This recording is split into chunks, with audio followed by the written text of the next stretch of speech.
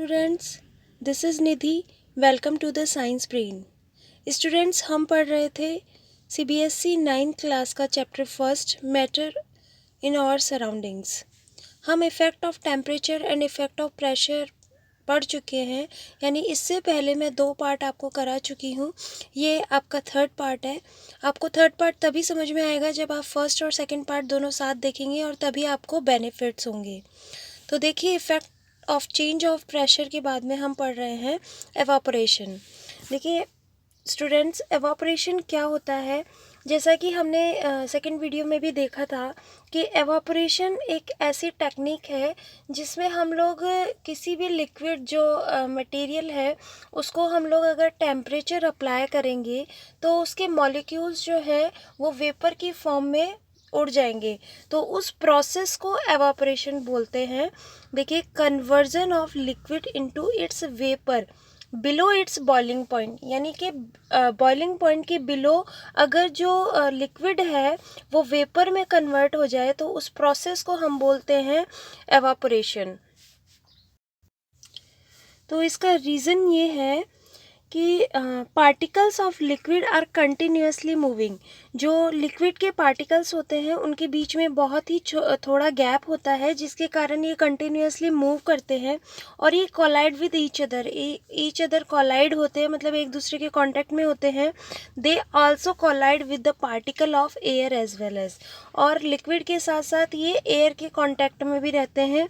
Due to this some surface particles of liquid, यानी कि जो सरफेस पार्टिकल हैं लिक्विड के, उनको उतनी एनर्जी मिल जाती है फोर्स, मतलब हम जब उन पे टेम्परेचर अप्लाई करते हैं तो जो बेस के जो कॉन्स्टिट्यूएंट पार्टिकल्स हैं लिक्विड के, वो एनर्जी ट्रांसफ़र करते हैं जो सरफेस पे जो लिक्विड के जो कॉन्स्टिट्यूएंट पार्टिकल्स हैं, और उनको एनर्जी अप्लाई करते हैं जिससे कि वो फोर्स अप्लाई करके बाहर की तरफ बैकआउट हो जाए। और फिर क्या होता है कि ये जो पार्टिकल्स होते हैं ये एनर्जी कंडक्ट करके, एनर्जी ले करके, और ये किस फॉर्म में बाहर निकल जाते हैं? ये वेपर की फॉर्म में बाहर निकल जाते हैं।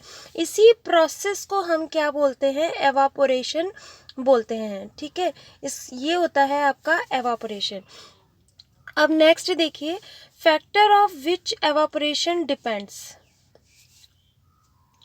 तो factors of which evaporation depend, सबसे पहले जो एवापोरेशन है वो किस पे डिपेंड करता है? टेम्परेचर पे।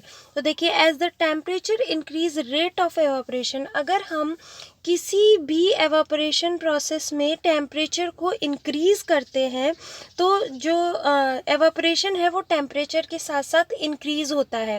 देखिए, आप बहुत गर्म पानी करते हैं, तो जब गैस पे आप जब गर्म पानी करते हैं तो सबसे पहले नॉर्मल टेम्परेचर रहता है, तो पानी जो है उसमें छोटे छोटे बबुले आने लग जाते हैं।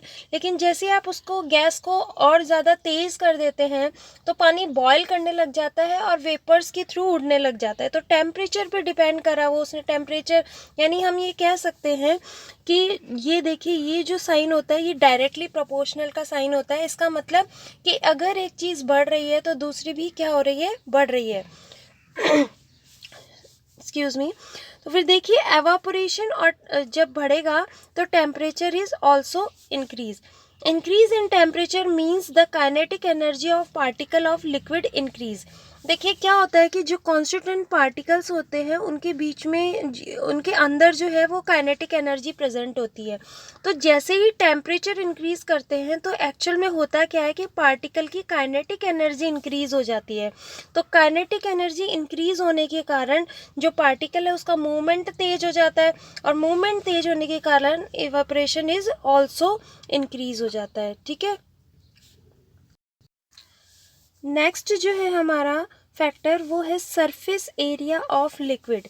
देखिए, as the surface area of liquid increase evaporation also increases, यानी हम ये कह सकते हैं कि evaporation is directly proportional to surface area of liquid.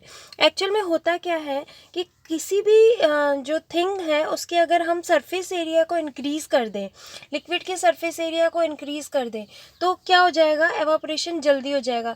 देखिए एक जगह पानी अगर किसी ग्लास में रखा हुआ है तो उसको अगर हम बाहर धूप में रखेंगे तो वो एवापोरेट बहुत धीरे होगा, बजाय कि हम उसे ज़मीन पे फैला दें। तो ज़मीन पे जो फैला देंगे तो इसलिए इसका सरफेस एरिया इंक्रीज़ हो जाएगा, और सरफेस एरिया इंक्रीज़ हो जाएगा तो वो पानी जो है, लिक्विड जो है, वो जल्दी एवापोरेट होगा। तो इसका एक्सप्लेनेशन देख लेते हैं। As the surface area of liquid increases, more particles of liquid get energy. इसका मतलब क्या हुआ कि हमने जो सरफेस एरिया बढ़ाया है लिक्विड का, तो उसमें क्या होगा कि वो जो पार्टिकल्स हैं वो ज़्यादा एनर्जी लेंगे from the bulk, as well as bulk से ज़्यादा from the surrounding and evaporate. तो सराउंडिंग से ज़्यादा एनर्जी ले लेंगे तो इसलिए वो जल्दी एवापोरेट हो जाएंगे। ओके, इसके बाद नेक्स्ट है wind speed. As the speed of wind increases, evaporation is also increases. It means the evaporation is directly proportional to wind speed. पहले एक्सप्लेनेशन देखते हैं। Highly energetic particles present in air collide with surface particle of liquid energy, exchange takes place between them, surface particle of liquid get enough energy and evaporation. देखिए क्या होता है कि जैसे ही हम लोग विंड की स्पीड बढ़ती है, देखिए हम लोग कपड़े जब बाहर सुखाते हैं तो वो एकदम गीले होते हैं, लेकिन वो कई बार हवा से भी सूख जाते हैं। अगर धूप नहीं होती है तो भी हवा से सूख जाते हैं, क्योंकि तेज़ हवा होने के कारण जो हवा की एनर्जी, विंड की जो एनर्जी है वो किस में ट्रांसफ़र होती है, पार्टिकल्स में ट्रांसफ़र होती है, और पार्टिकल्स एनर्जी लेकर के बाहर की तरफ एवापोरेट हो जाता है। तो विंड स्पीड भी क्या होती है, डायरेक्टली प्रोपोर्शनल होती है एवापोरेशन की। ओके, और नेक्स्ट है अब ये ह्यूमिडिटी।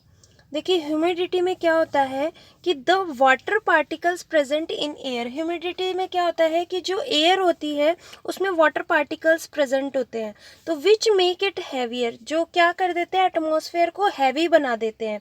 यानी वाटर पार्टिकल्स अगर एटमॉस्फेयर में प्रेजेंट होंगे तो वो एटमॉस्फेयर को हैवी बना देंगे, due to which air is not able to flow.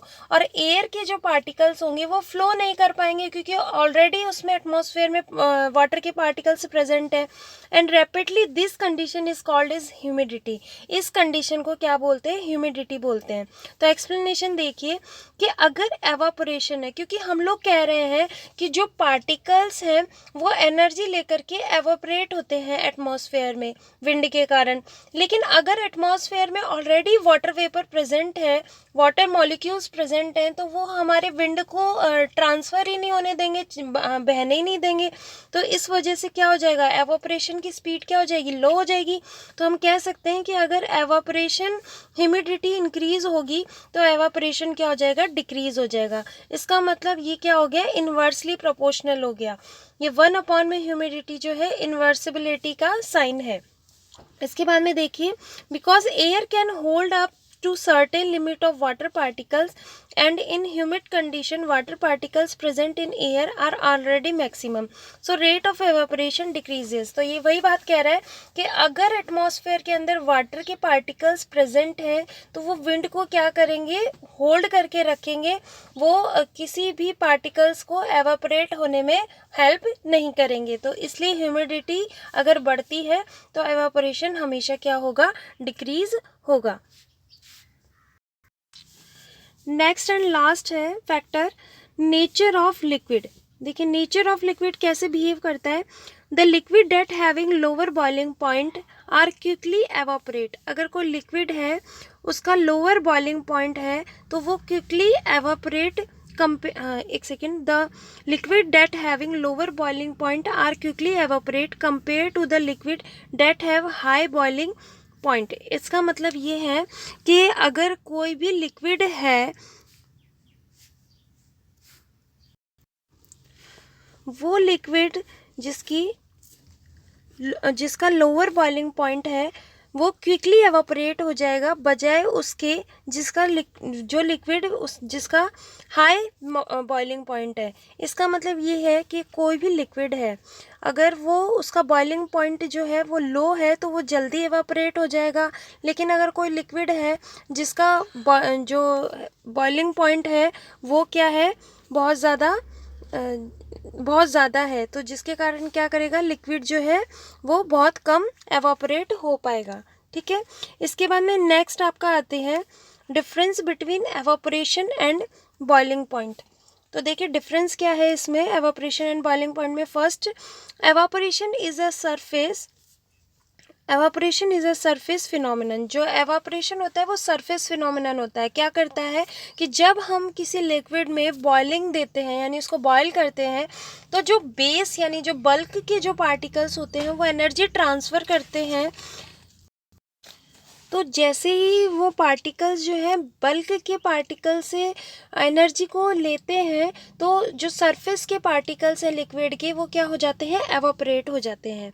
और बॉइलिंग में क्या होता है, it is a bulk phenomenon. ये बल्क फिनोमिनन है, यानी जो बेस के जो पार्टिकल्स हैं वो एनर्जी लेते हैं और फिर उसके बाद में बॉयल होना शुरू करते हैं। It takes place at any temperature. जो एवापोरेशन है वो किसी भी टेम्परेचर पे हो सकता है, क्योंकि देखिए हम लोग जो क्लोथ्स हैं उनको अगर बाहर सुखाते हैं तो ऐसा नहीं है कि गर्मियों में ही कपड़े सूखते हैं, ठंड में भी कपड़े सूखते हैं, तो उसका टेम्परेचर पे इतना कोई फ़र्क नहीं पड़ता। It takes place only at boiling point. जो बॉइलिंग है वो केवल बॉइलिंग पॉइंट पे ही बॉयल होगा। Evaporation cause cooling. एवापोरेशन जो है उससे क्या होता है, कूलिंग होती है। देखिए हमारी जो स्किन है जब स्वेट करती है तो हमें जब विंड का एहसास होता है या हवा लगती है जब हमारे स्किन पे, तो हमें ठंड जैसा, कूलिंग जैसा इफ़ेक्ट लगता है। लेकिन जब बॉइलिंग होती है उसमें कोई कूलिंग इफ़ेक्ट नहीं होती है। ठीक है, नेक्स्ट जो है आपका कूलिंग इफेक्ट ऑफ एवापोरेशन। तो हमने बात की है जो कूलिंग इफेक्ट ऑफ एवापोरेशन है वो कैसे होता है। देखिए, in evaporation particle of liquid evaporate from the surface of the liquid। जो evaporation particle है of liquid evaporate from surface of the liquid। जो liquid के surface, क्योंकि ये surface phenomenon है तो surface के जो particles हैं वो evaporate होते हैं। for evaporation surface particle of liquid take heat energy। क्या ले लेते हैं, heat energy ले लेते हैं from the bulk। bulk से heat energy ले लेते हैं of the liquid and get evaporate। और फिर क्या हो जाते हैं, एवापोरेट हो जाते हैं। This means liquid cooler. तो क्या हो जाएगा, लिक्विड कूलर हो जाएगा। इसीलिए हम कहते हैं cooling is directly proportional to evaporation. तो स्टूडेंट्स, ये आपका चैप्टर यहाँ पर फिनिश होता है आज। ये हमने पार्ट 1, पार्ट 2, पार्ट 3 में 3 पार्ट में ये चैप्टर किया है। अब हम इसके क्वेश्चन डिस्कस करेंगे नेक्स्ट पार्ट में। और प्लीज़ प्लीज़ प्लीज़ मेरे चैनल को सब्सक्राइब कीजिए, लाइक कीजिए और शेयर कीजिए अपने अपने प्यारे फ्रेंड्स के बीच में। और okay students, take care, bye.